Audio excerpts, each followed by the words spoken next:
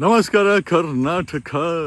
KRS ಪಕ್ಷದವರು ಮೈಸೂರು ಬೆಂಗಳೂರು ಹೆದ್ದಾರಿನಲ್ಲಿ ತಮ್ಮನ್ನ VVIP movement, ಯಾಕೆ VVIP ರೀ, ಇವರೆಲ್ಲ ಸಾರ್ವಜನಿಕ ಸೇವಕರಲ್ಲ. ಒಬ್ಬ ಗೃಹ ಮಂತ್ರಿ VVIP ಮೂವ್ಮೆಂಟ್, ಪರಮೇಶ್ವರ್ ಅಷ್ಟು ಈ ಸ್ಪೀಡ್ ಆಗಿ ಹೋಗ್ಲಿಕ್ಕೆ ಏನ್ ಮಾಡಬೇಕಾಗಿದೆ? ಮತ್ತೆ ಇದನ್ನ VVIP ಮೂವ್ಮೆಂಟ್ ಅಂತ ಯಾಕೆ ಕರಿಬೇಕು?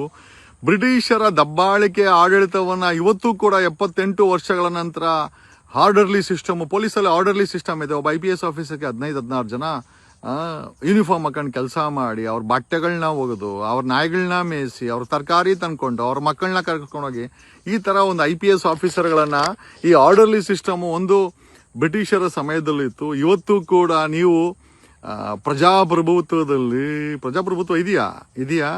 ಮೂರು ಪಕ್ಷಗಳ ದಬ್ಬಾಳಿಗೆ ಬಿಟ್ರೆ ಖಂಡಿತವಾಗಿ ಪ್ರಜಾಪ್ರಭುತ್ವ ಇದೆ ಅಂತ ನಮಗಂತೂ ಅನ್ನಿಸ್ತಾ ಇಲ್ಲ. ಯಾಕಂದ್ರೆ ನೀವೇ ನೋಡ್ತಾ ಇದ್ರಲ್ಲ, ಧರ್ಮಸ್ಥಳದಲ್ಲಿ ಕೊಂದವರು ಯಾರು ಅಂತಂದ್ರೆ ನೊಂದವರನ್ನೇ ಗಡಿಪಾರು ಮಾಡೋದು, ನೊಂದವ್ರ ಮೇಲೆನೇ ಕೇಸ್ಗಳು ಹಾಕೋದು. ನಮ್ಮಂತವ್ರು ಏನಾದ್ರು ಧ್ವನಿ ಸೂರಿಸಿದ್ರೆ ಅವ್ರ ಮೇಲೆ ಸುಳ್ಳು ಕೇಸು, ನನ್ನ ಮೇಲೆ 6 ಕೇಸ್ ಹಾಕಿದ್ರು. ಬರೀ ಇಷ್ಟು ಬಿಟ್ರೆ ಈ DK ಶಿವಕುಮಾರ್ ಸರ್ಕಾರ ಮತ್ತೇನೂ ಮಾಡಿಲ್ಲ. ಮೂರೂ ಪಕ್ಷದವರು ಅಲ್ರಿ ಆ KRS ಪಕ್ಷದವರ ಬಸ್ ಅನ್ನ ನಿಲ್ಸಿದ್ದಾರೆ. ನಾನು KRS ಪಕ್ಷದವರಿಗೆ ಒಂದು ಕಿವಿ ಮಾತನ್ನ ಹೇಳಕ್ ಇಷ್ಟಪಡ್ತೇನೆ. ಪ್ಲೀಸ್ ಅನ್ಯತಾ ಭಾವಿಸಬೇಡಿ. ನೋಡಿ, ಬರೀ ನಾವು ಪ್ರಶ್ನೆ ಮಾಡೋದ್ರಿಂದ ನಾವು ಹಂಗೆ ಉಳಿದು ಬಿಡ್ತೀವಿ. ಅಂಬೇಡ್ಕರ್ ಒಂದು ಮಾತು ಹೇಳಿದ್ರು, you should go to the place of power ಅಂತ. ನಿಜವಾಗ್ಲೂ ಹೇಳ್ತೀನಿ, ನಿಮ್ಮ ಅಧ್ಯಕ್ಷರಿಗೆ ಹೇಳಿ, ಓಕೆ, ಪಕ್ಷವನ್ನ ಅಧಿಕಾರ ತರಲಿಕ್ಕೆ ಸಂಘಟನೆ ಮಾಡೇ ಹೊರತು, ಎಸ್ ಡೆಫಿನೆಟ್ಲಿ ಒಂದು ಪ್ರಚಾರ ಬೇಕಾಗಿದೆ, ಜನರು ಇಷ್ಟ ಬರೋವಂಥ ಕೆಲಸ ಮಾಡೋಕೆ ನೀವು ಪ್ರಶ್ನೆ ಮಾಡ್ತಾ ಇದ್ರೆ ನಮ್ಗೆ ಇಷ್ಟ ಆಗುತ್ತೆ. ಯಾಕೆ KRS ಪಕ್ಷ ಪ್ರಶ್ನೆ ಮಾಡೋದು ಇಷ್ಟ ಆಗುತ್ತೆ. ಬಟ್ KRS ಪಕ್ಷವನ್ನ ಬರೀ ಇಷ್ಟಪಡೋ ಮಾತ್ರ ಕೇಳ್ಬೇಕಾ, ಅಥವಾ ನೀವೇನಾದ್ರೂ ಅಧಿಕಾರ ತರ್ಲಿಕ್ಕೂ ಕೂಡ ಅದನ್ನ ಮುಂದುವರಿಬೇಕು? ಯಾಕೆಂತಂದ್ರೆ ಇವತ್ತು ಎಲ್ಲಿವರೆಗೂ ಈ 224 ಮೂರು ಪಕ್ಷಗಳ ವಂಶ ಪಾರಂಪರವಾಗಿ ಒಂದ್ ಕಡೆ ಕುಮಾರಸ್ವಾಮಿ ಅವರ ಹೆಲ್ತ್ ಬಗ್ಗೆ ನಮಗೆ ಕನ್ಸರ್ನ್ ಇದೆ.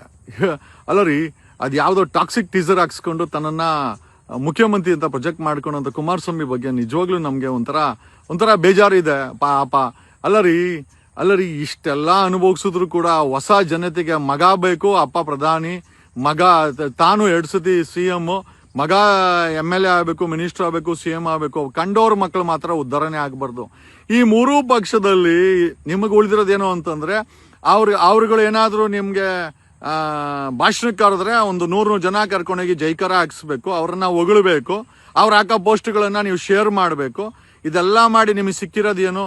ಧರ್ಮಸ್ಥಳದಲ್ಲಿ 3 ಪಂಗನಾಮ. ಅವರಂತೂ ನ್ಯಾಯ ಕೊಡಲ್ಲ. ಯಾಕೆ ಅಂತಂದ್ರೆ ಕೊಂದವ್ರ ಪರವಾಗಿ 3 ಪಕ್ಷ ನಿಂತವೆ. ಅಲ್ಲ, ಕುಮಾರಸ್ವಾಮಿಗೆ ನೈತಿಕತೆ ಇದೆಯಾ? ಕೊಂದವ್ರ ಪರವಾಗಿ ಧರ್ಮಸ್ಥಳಕ್ಕೆ ಪ್ರವಾಸ ಮಾಡ್ದ? ಯಾವ ನೈತಿಕತೆ ಇದೆ? ಕುಮಾರಸ್ವಾಮಿ ಅವರಿಗೆ ಕನ್ಸನ್ನ ಬಿಟ್ಬಿಡಿ.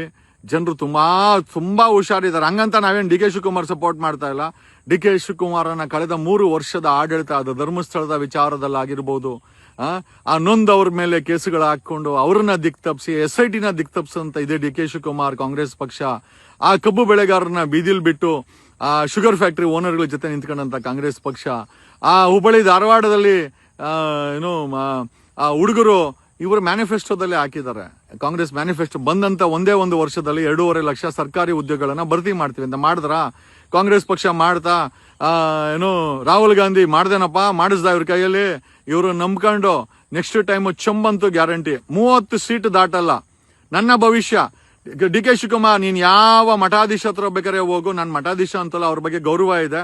ಒಂದಂತೂ ನಿಜ, ನೀವು ಯಾವುದೇ ಮಠ ಹತ್ರ ಹೋಗು, ನಿಮ್ಮ ಪಕ್ಷ 30 ಸೀಟು ಬರೋ ಸತಿ ದಾಟಲ್ಲ. ಹಂಗಂತ JDSಗೆ BJPಗೆ ಓಟ್ ಹಾಕ್ತಾರಂತಲ್ಲ. 3 ಪಕ್ಷಗಳನ್ನ ಜನರು ಮುಳುಗಿಸ್ತಾರೆ. ಯಾಕೆ ಅಂತಂದ್ರೆ ಒಂದು ಹೊಸ ರಾಜಕೀಯ ಬದಲಾವಣೆ ಬೇಕಾಗಿದೆ. ನಾನು ಇದನ್ನೇ KRS ಪಕ್ಷದವ್ರಿಗೆ ಹೇಳೋದು. ಬರೀ ಪ್ರಚಾರ ಅನ್ನೋದಲ್ಲ, ವಿಚಾರಕ್ಕೆ ಬಂದು ನಿಮ್ಮ ಪಕ್ಷಕ್ಕೆ ಓಟ್ ಬರಂಗ್ ಮಾಡ್ಕೊಳ್ಳಿ. ಯಾಕೆ ಅಂತಂದ್ರೆ ಜನ, ನೀವು ಹೋರಾಟ ಓಕೆ, ಬಟ್ ಪಕ್ಷದಲ್ಲಿ ಬರೀ ಒಬ್ಬರೇ ಲೀಡರ್ ಅನ್ನೋದಕ್ಕಿಂತ ಜೊತೆನಲ್ಲಿ ಒಂದಷ್ಟು ಐ ಥಿಂಕ್ ನಿಮ್ಮಲ್ಲಿ ಸಿಮಿಲರ್ ಮೈಂಡ್ ಸೆಟ್ ಇರುವಂತ ವ್ಯಕ್ತಿಗಳನ್ನ ತಗೊಂಬ. ಯಾಕಂದ್ರೆ ನಾನು ಅಬ್ಸರ್ವ್ ಮಾಡಿರೋದೇನು ಅಂತಂದ್ರೆ, ಎಲ್ಲಿವರೆಗೆ ನೀವುಗಳು ಜಾತಿನ ನಂಬ್ತಿರೋ ಬಿಡ್ತಿರೋ, but the combination of caste, ಯಾಕಂದ್ರೆ ಸರ್ವ ಜನಾಂಗದ ಶಾಂತಿಯ ತೋಟದಲ್ಲೂ ಸರ್ವ ಜನಾಂಗಕ್ಕೂ ಕೂಡ ಅವಕಾಶಗಳನ್ನ ಕೊಟ್ಟಾಗ ಮಾತ್ರ ಒಂದು ಪಕ್ಷ ಮೇಲಕ್ಕೆ ಬರ್ಲಿಕ್ಕೆ ಸಾಧ್ಯ ಅಂತ ಹೇಳುತ್ತಾ, ಏನೇ ಆದ್ರೂ ನಾನು ಎಲ್ಲರನ್ನೂ ಒಂದು ರೀತಿಯಲ್ಲಿ ನೋಡೋದಾದ್ರೆ, ಮೊನ್ನೆ ಮೈಸೂರು ರೋಡ್ ನಲ್ಲಿ ನಡೆದಂತ KRS ಪಕ್ಷದ ಪ್ರಶ್ನೆ ನಾನು ಒಪ್ಪದೆ. ಬಟ್ ಆದ್ರೆ ವ್ಯವಸ್ಥೆ ಯಾವ ರೀತಿ ಇದೆ ಅಂತಂದ್ರೆ, ಬ್ರದರ್ಸ್, ಎಲ್ಲಿವರೆಗೂ ಈ ಮೂರು ಪಕ್ಷಗಳನ್ನ ಮುಚ್ಚಾಕೋ ಮಟ್ಟಕ್ಕೆ ಜನ ರೆಡಿ ಇದ್ದಾರೆ. ಬಟ್ ಮೂರು ಪಕ್ಷಕ್ಕೆ ಒಂದು ರಾಜಕೀಯ ಆಲ್ಟರ್ನೇಟಿವ್ ಕರ್ನಾಟಕದಲ್ಲಿ ನಾನು ಪದೇ ಹೇಳ್ತಾ ಇದ್ದೀನಿ.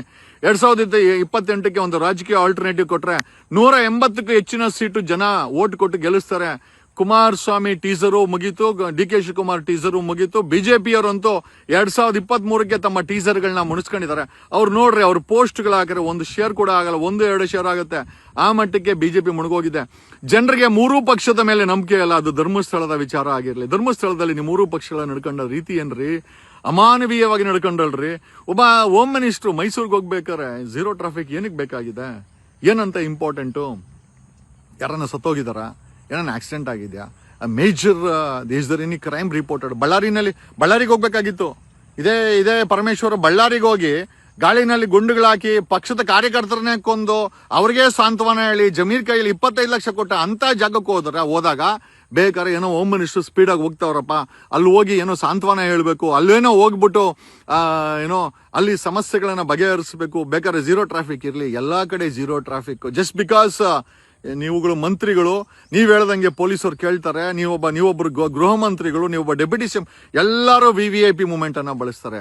ನಾಚಿಕೆ ಆಗಲ್ಲ ನಿಮ್ಗೆ? ಅಲ್ಲ, 78 ವರ್ಷಗಳ ಪ್ರಜಾಪ್ರಭುತ್ವ, 78 ವರ್ಷಗಳ ಸ್ವಾತಂತ್ರ್ಯ ನಂತರನೂ ಸಹ ಬ್ರಿಟಿಷರ ಆಳ್ವಿಕೆಯನ್ನ ಜೀವಂತವಾಗಿಟ್ಟಿರುವಂತ ಈ ಮೂರೂ ಪಕ್ಷಗಳ ಆಡಳಿತವನ್ನ ಜನ ಧಿಕ್ಕರಿಸ್ತಾ ಇದ್ದಾರೆ. KRS ಪಕ್ಷ ಖಂಡಿತವಾಗಿ ಪ್ರಶ್ನೆ ಮಾಡ್ತಾ ಇದೆ. ನಮಗೆ ಖುಷಿ ಆಗುತ್ತೆ. ಬಟ್ ಒಂದಂತೂ ನಿಜ, unless we don't take the power ನಾವು ತಗೊಂಡಿಲ್ಲ ಅಂತಂದ್ರೆ ಯಾರೂ ನಮ್ಮನ್ನ ಕೇರ್ ಮಾಡಲ್ಲ. ನಿಮ್ಮ ಪ್ರಶ್ನೆಗೆ ಬರೀ ಸೋಷಿಯಲ್ ಮೀಡಿಯಾ ಮಾಧ್ಯಮಗಳಲ್ಲಿ ಅದು ಪ್ರಚಾರ ಆಗ್ಬೋದೇ ಹೊರತು ಅನ್ಲೆಸ್ KRS ಪಕ್ಷಕ್ಕೆ ವೋಟ್ ಬರಂಗೆ ಮಾಡ್ಕೊಳ್ಬೇಕು.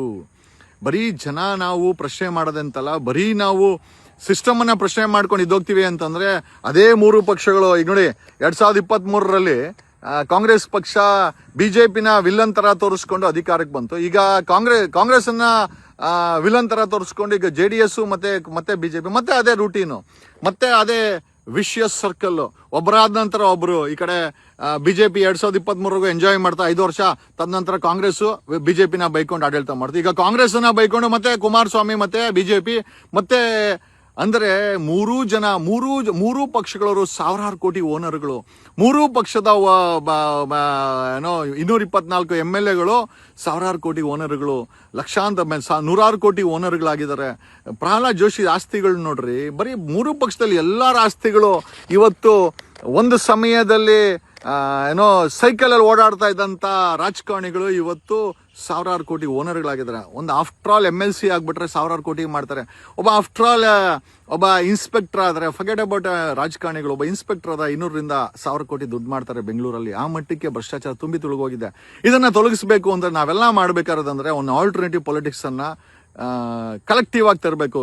KRS ಪಕ್ಷದವರು ನಮ್ಮ ಪಕ್ಷಕ್ಕೆ ಬನ್ನಿ ಅಂತ ಹೇಳಿದ್ರೆ ಖಂಡಿತ ಓಕೆ. ಬಟ್ ಏನ್ ಬದಲಾವಣೆ ಆಗ್ತಾ ಇದೆ? ರವಿಕೃಷ್ಣ ರೆಡ್ಡಿ ಅವರು ನೀವೇ ಆಗ್ಲೇ ಹೇಳ್ಬೋದು, ನೀವೇ ಪ್ರಶ್ನೆ ಮಾಡ್ಕೊಳ್ಳಿ. ಜನ ವೋಟ್ ಹಾಕ್ತಾ ಇದ್ದಾರಾ? ಈ ವೋಟ್ ಹಾಕ್ಬೇಕಾದ್ರೆ ಏನ್ ಮಾಡ್ಬೇಕಾಗಿದೆ? ಬರೀ ನಾವು ಕಿರ್ಚಾಡೋದ್ರಿಂದ ಅಥವಾ ಪ್ರಶ್ನೆ ಮಾಡೋದ್ರಿಂದ ಅಧಿಕಾರಕ್ಕೆ ಬರ್ಬೇಕ್ರಿ. ಇವರೆಲ್ಲ ನೋಡಿ, ನೀವು ಏನೇ ಮಾಡ್ಕೊಳ್ಳಿ, ಮೂರು ಪಕ್ಷದವರು ಒಂದು ಒಗ್ಗಟ್ಟನ್ನು ಮಾಡ್ಕೊಂಡಿದ್ದಾರೆ. ನೀನಾದ್ಮೇಲೆ ನಾನು ಅಧಿಕಾರ, ಬಿಜೆಪಿ ಆಯ್ತಾ ನಾನು ಕಾಂಗ್ರೆಸ್ ಆಯ್ತಾ, ನೆಕ್ಸ್ಟ್ ಕುಮಾರಸ್ವಾಮಿನೂ ಮತ್ತೆ ಬಿಜೆಪಿ. ಇದೇ ಸರ್ಕಲ್ ಅಲ್ಲಿ ನಿಮ್ಮ ಮಕ್ಕಳಿಗೆ ಉದ್ಯೋಗ ಕೊಡಲ್ಲ, ರೈತರಿಗೆ ಒಳ್ಳೆ ಬೆಲೆ ಕೊಡಲ್ಲ, ಧರ್ಮಸ್ಥಳದಂತ ವಿಚಾರದಲ್ಲಿ ಅತ್ಯಾಚಾರ ಪ್ರಕರಣಗಳಲ್ಲಿ ನ್ಯಾಯ ಕೊಡಲ್ಲ, ನಟ್ಟು ಬೋಲ್ಟು ಟೋಟ್ ಮಾಡ್ತೀನಿ ಅಂತ ರೌಡಿಗಳ ತರ. ಯಾವ DK ಶಿವಕುಮಾರ್ ಬೆಂಗಳೂರಲ್ಲಿ ಶೆಡ್ಗಳನ್ನ ಓಡಿಸ್ತಾ ಇದಾರೋ, ಬಡವ ಶೆಡ್ಗಳನ್ನ, ಆತನ ಕ್ಷೇತ್ರದಲ್ಲೇ 67 ಅನಧಿಕೃತ ಲೇಔಟ್ಗಳು ಪತ್ತೆ ಆಗಿದೆ. ಅದು ಯಾರು? ಕರ್ನಾಟಕ ಉಪಲೋಕಾಯುಕ್ತ ಫಣೀಂದ್ರ ಅವರು ಕಂಡಿಡಿದಿದ್ದಾರೆ. They have asked for an explanation. ಈ ರೀತಿ ಒಂದು ಕಡೆ ತನ್ನ ಅಧಿಕಾರ ದರ್ಪವನ್ನು ತೋರಿಸುವಂತ ಈ ಕಾಂಗ್ರೆಸ್ಸಿನ DK ಶಿವಕುಮಾರ್ ತನ್ನ ಕ್ಷೇತ್ರದಲ್ಲೇ 67 ಅನಧಿಕೃತ ಲೇಔಟ್ಗಳನ್ನ ಅಲೋ ಮಾಡಿದಾನೆ. ಗೊತ್ತಿಲ್ದ್ರೆ ನಡೆಯುತ್ತಾ? DK ಶಿವಕುಮಾರ್ಗೆ ಗೊತ್ತಿಲ್ದ್ರೆ ನಡೆಯುತ್ತಾ? ಬೆಂಗಳೂರಿಗೆ 1000 ಕೋಟಿ ಸುರಿದ್ರು ಸಹ ಯಾವುದೇ ಬೆಂಗಳೂರಿನ ರಸ್ತೆ ಗುಂಡಿ ಮುಕ್ತ ಆಗಿಲ್ಲ. ಯಾಕೆ ಅಂತಂದ್ರೆ ಬರೀ ಭ್ರಷ್ಟಾಚಾರ, ಬರೀ ಜಲ್ಲಿ ಹಾಕ್ತಾರೆ ಹೊರತು ಟಾರೇ ಇರಲ್ಲ. ನೀವು ಅವ್ರು ಹಾಕೋಂತ ರೋಡಲ್ಲಿ ಬರೀ ಜಲ್ಲಿ ಇರ್ತದೆ ಹೊರತು ಎಲ್ಲೋ ಒಂದು 10% ಹಾಕ್ತಾರೆ ಹೊರತು ಅದಕ್ಕೆ ಬೇಕಾದಂತ ಬಿಟುಮಿನ್ ಮಿಕ್ಸ್ ಮಾಡಿ. ಬಿಟುಮಿನ್ ಕಾಸ್ಟ್ಲಿ ಜಾಸ್ತಿ, ಜಲ್ಲಿ ಕಮ್ಮಿ ರೇಟು. ಜಲ್ಲಿ ತಗೊಂಬಂದ್ ಸುರಿದು ಅದು ಒಂದ್ಸತಿ ಓಡಾಡಿದ್ರೆ ಮತ್ತೆ ಗುಂಡಿ ಆಗುತ್ತೆ. 1000 ಕೋಟಿ ರೂಪಾಯಿ ಲೂಟಿ ಮಾಡಿದ್ದಾರೆ. 1000 ಕೋಟಿ ರೂಪಾಯಿ ಪಕ್ಷಗಳಿಗೆ ದೇಣಿಗೆಗಳು ಮಾಡ್ಕೊಂಡಿದ್ದಾರೆ. ಇವರ ಆಸ್ತಿಗಳು 1000 ಕೋಟಿ ಮಾಡಿದ್ದಾರೆ. ಬದಲಾವಣೆ ಬೇಕು ಅಂತಂದ್ರೆ ಒಗ್ಗಟ್ಟಿನಲ್ಲಿ ಬಲವಿದೆ. ಯಾರ್ಯಾರು ಬದಲಾವಣೆ ಬೇಕೋ, ಇಂಟೆಲೆಕ್ಚುಯಲ್ಸ್ ಆಗಿರ್ಬೋದು, ಡಾಕ್ಟರ್ಸ್ ಆಗಿರ್ಬೋದು, ಇಂಜಿನಿಯರ್ಸ್ ಆಗಿರ್ಬೋದು, ಇವತ್ತು ಯುವಜನತೆ ಆಗಿರ್ಬೋದು. ನೀವು ಹುಬ್ಳಿ ಧಾರವಾಡದಲ್ಲಿ ನೀವು ಫೈಟ್ ಮಾಡಿದ್ರೆ ಆಮೇಲೆ ನಾನು ಎಷ್ಟು 2-3 ಸತಿ ವಿಡಿಯೋ ಮಾಡಾಕ